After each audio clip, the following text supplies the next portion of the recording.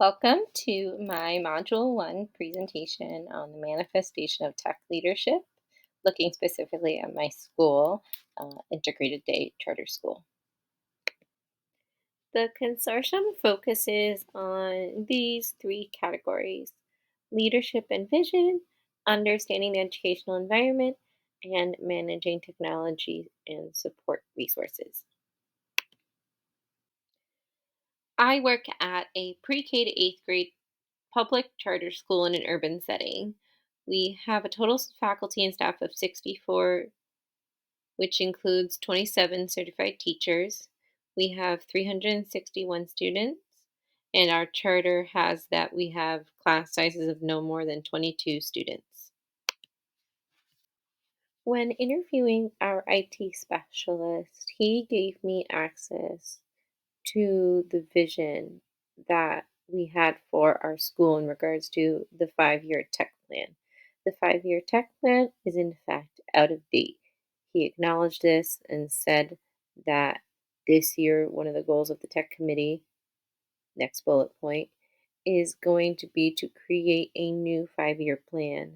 The 5-year plan was so out of date, it had changes to the server happening in 2019. Now, servers can last up to 10 years, but thankfully, our specialist was on top of making sure that those changes happened regardless of the 5-year plan. Made sure that Chromebooks and staff computers are staying up to date, that the firewall is being looked at, that our programs like Securely and Meraki are being used effectively. Next, in regards to planning, we have our tech committee. Now, the tech committee consists of multiple people, including our IT specialist, library media specialist, our director, assistant director, the executive assistant, our 7-8 teacher, and soon yours truly. While talking with our IT specialist, he discussed 4 main ideas of why the tech committee is in place. First is to assess the school needs. Second is to approve purchases. Ultimately, the director will make the final approval, and our IT specialist will go through once the executive assistant gives him the purchase order. Third is better use of the tech school-wide, making sure that teachers are being given the tools they need and the training that they need to use all of the technology effectively. And lastly, looking at existing technology and how we can mold that with the new technology, whether it's making replacements, adding things, removing things, and making sure that our teachers' needs are being met, as well as our students. The last thing I want to talk about in regards to ethics and policies under leadership and vision is digital citizenship. Our library and media teacher is in charge of teaching this curriculum. We have 3 terms in the school year. They teach it during term 1. She makes sure that they understand all policies and procedures when it comes to proper use of the Chromebook. Instead of telling them what they cannot use, such as AI is becoming bigger and bigger every single day, instead of banning AI, teaching our students how to use it appropriately.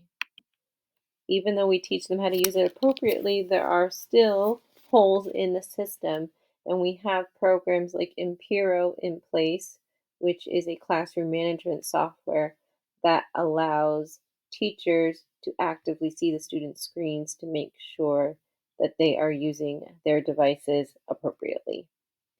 Next, I'm going to share with you a personal story that happened at our school in regards to digital citizenship, and that it's not a one-time thing, that it's a lifetime learning process. While interviewing our library media teacher, I asked her some of the most important things and goals that she has for this school year. And one of them is really honing in on the digital citizenship curriculum. Typically, this is taught, we have 3 terms in the school year. This is taught during term 1. Unfortunately, during this past school year, there was an incident outside of school with our middle school students in regards to Discord. Now, per the filters and firewalls in our school, this did not take place on school grounds, but that this event was ultimately affected our community to the point where it needed to be addressed in school. There was cyberbullying that took place and threats that were made against students and staff. This happened towards the end of our second term and the beginning of our third term. Our media teacher saw and met the present need of our students by making the decision to throw out the Term 3 curriculum and reteach digital citizenship. These students understood what digital citizenship was, but ultimately they did not understand the consequences of their actions. Now, the goal of this curriculum is not to ban technology, but to teach them how to use it appropriately. When it comes to understanding the educational environment, there needs to be a focus on making sure that there is a budget that is in place to make sure that all staff are receiving the professional training they need in order to apply their technologies in the classroom and for them to be able to share that with their students. It needs to align with what the teacher uses as well. You can train new staff and you can refresh for the veterans, but you can't just train people in how to do it, but why you're doing it and why it's important to make sure that not only in our case that the Common Core standards are being met, but that the technology standards can be implemented into our lessons as well. Our school are heavy users of the Google platform. We use Google Classroom in order to effectively use technology to maximize our students' ability to access the material. I've had students in the past that have had an IEP where he had poor handwriting skills and as a result was not able to write any of his assignments. They all needed to be typed. Google Classroom allowed me to be able to digitalize his assignments so that he was able to access the same material as his peers, but just in a different form. Last year, I had a student whose reading level was significantly low for grade level. She could comprehend the book when it was read to her, but she could not read it herself. So I was able to post a slideshow on Google Slides with the book being read to her, and she was able to follow along in the book. And she made tremendous growth in her reading level over the course of the year. Alongside the IT specialist at our school, our library media specialist is hands-on in creating what she's calling a media crew. The goal of this crew is to be completely student-led. Right now, they've already begun in the past year live streaming weekly to morning announcements to every classroom in the school. Monday at 8:15, you know what you're doing. Secondly, we have what we call all school. This is a Friday morning assembly where classes rotate in sharing something that they've learned in the classroom in a unique way. This needs cameramen to hold the cameras and record what's happening. This requires hosts to write a script to prepare jokes and puns. These events and more are being run by the students and giving them control and autonomy in decision making. Coming soon is going to be a school newspaper. The goal of this is for it to be fully student run. The brainstorm process is currently happening. Students don't quite understand how much work goes into it and how often they're going to be able to publish it. So, the goal of this media crew is really to expose our students to future careers in technology and media, to tell them there's more than being in front of the camera. There's more to just typing on a computer when it comes to technology and media. And it's our job to make sure that they know that. And lastly, we're looking at managing technology and support resources. This obviously comes under the purview of our IT specialist. Him, along with all of the tech committee, plan everything related to the advancement of our technology, making sure that the funding is available to make these purchases, making sure that the training is available.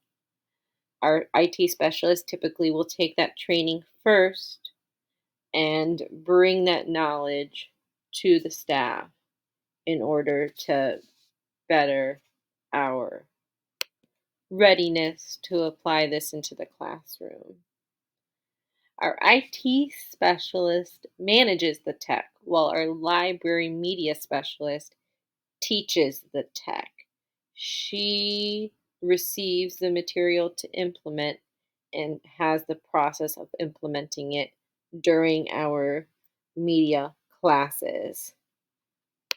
The students have this special once a week for an hour, and they work on skills such as typing and coding. They will also learn critical thinking and problem skills, specifically through a new program that we were able to get funding for, which is called Noodle Tools, which is something that our students will be using heavily to increase their research capabilities. Next, our administration has added on a new form of communication. We use email often, but now we also have Parent Square, which more easily can send notifications and email blasts out to families in a quicker manner as well as a larger audience. This place can also give them information of when events are going on and give parents the opportunity to sign up to attend these events or potentially donate supplies or even volunteer.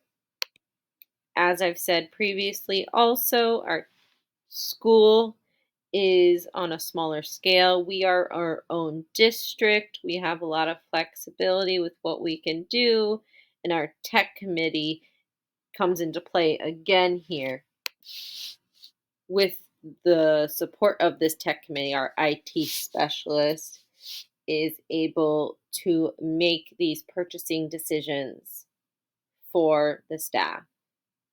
The committee converses about what is needed.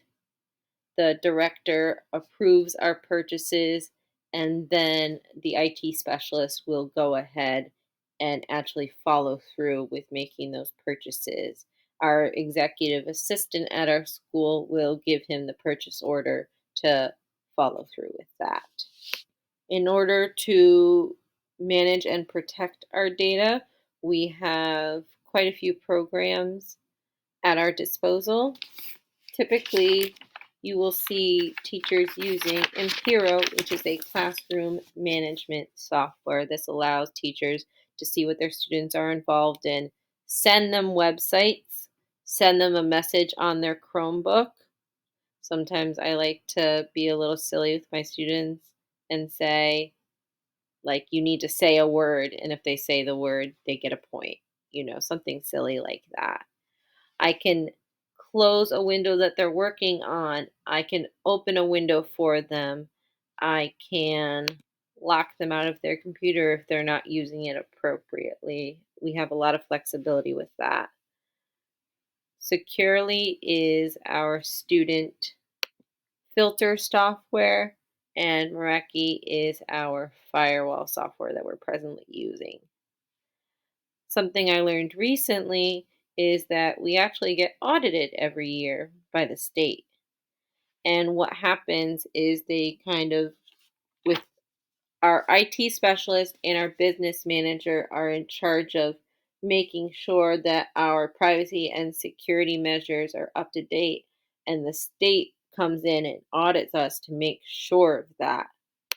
And it's thanks to programs like Impero, Meraki, and Securely that we are consistently superior to what we need to be. In the end, I learned most importantly these few things. First is that our school has excellent tech leadership. We have a IT specialist and a library media specialist that really care about the well-being of our students and making sure that they have what is most beneficial and most up to date. The downfall is that our 5-year plan has expired and we need a new one. And so, my goal this year is to ensure that our school gets behind a new 5-year plan to ensure and predict the school's needs in the future will be met. Next is our school has a really good understanding of what our students need in the moment. Our library media specialist said, hey, our students need digital citizenship again because they still don't understand it, and gave the students what they needed to be successful instead of just sticking strictly to the curriculum. Also, something our school is really passionate about is maximizing benefits. Our school made sure that we had our math fluency program this year and a math curriculum, and they were able to secure a grant to pay for both of those things. I also recently learned that our school was able to secure 2 years of funding for a new social worker, and we know how precious that role is in a elementary and middle school. And lastly, when it comes to managing technology and support resources, our specialists are hands-on in making sure that programs are working efficiently, such as Impero, Securely, and Meraki. Our priority is making sure the students are protected as well as the staff are protected. It's not about banning technology, it's about teaching our students how to use it safely and appropriately.